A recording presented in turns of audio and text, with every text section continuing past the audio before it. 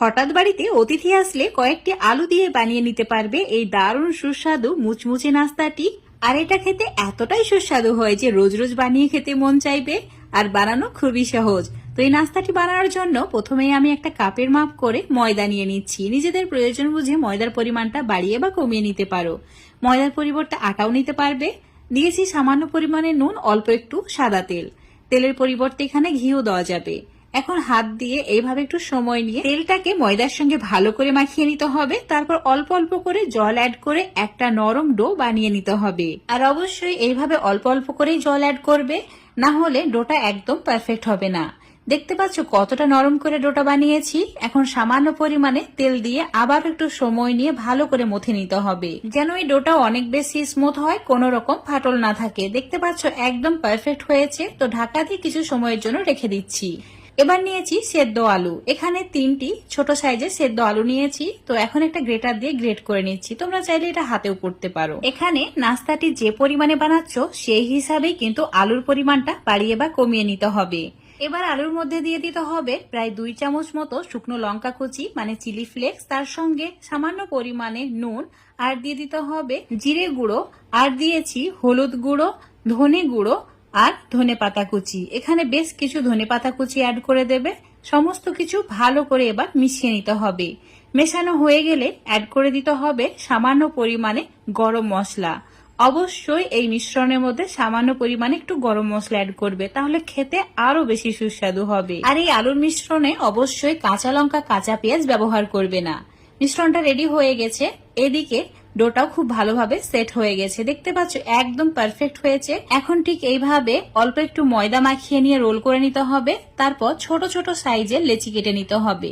রুটির চেয়ে একটু ছোট সাইজের লেচিগুলো কাটবে, তাহলে নাস্তাগুলো একদমই সাইজে পারফেক্ট হবে।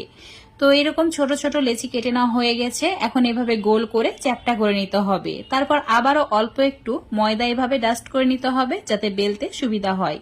আর একদম পাতলা একটা রুটির মতো করে বেলে নিতে হবে। খুব বেশি মোটা করা যাবে না, যতটা পারবে পাতলা করে বেলে নেবে। দেখতে পাচ্ছ একদম পাতলা রেখেছি। তো যেভাবে কেটে নিচ্ছি একইভাবে কেটে নেবে। এইভাবে 4টি কাট দিয়ে নিতে হবে, আর মাঝখানটা ফাঁকা রাখতে হবে। মাঝখানটা কিন্তু কাটা যাবে না।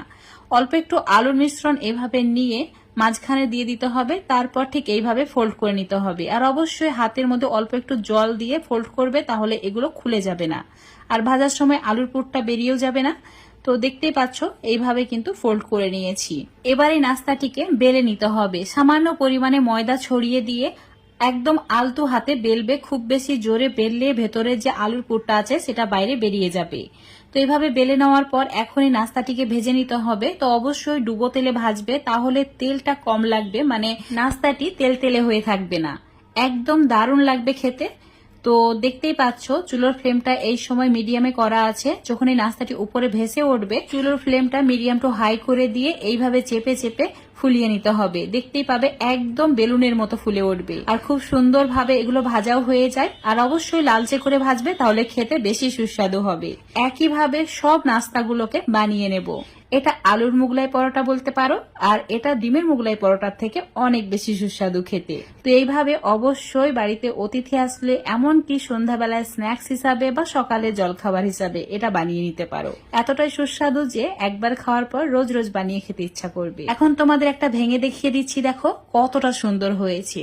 এটা খেতে সত্যিই বন্ধুরা এতটাই সুস্বাদু হয় যে কোনো রকম তরকারির প্রয়োজন হয় না। আজকের রেসিপিটা ভালো লাগলে অবশ্যই লাইক, শেয়ার, কমেন্ট করে দেবে। ফেসবুক থেকে দেখলে পেজটাকে ফলো করে নেবে, আর ইউটিউব থেকে দেখলে অবশ্যই চ্যানেলটাকে সাবস্ক্রাইব করে রাখবে।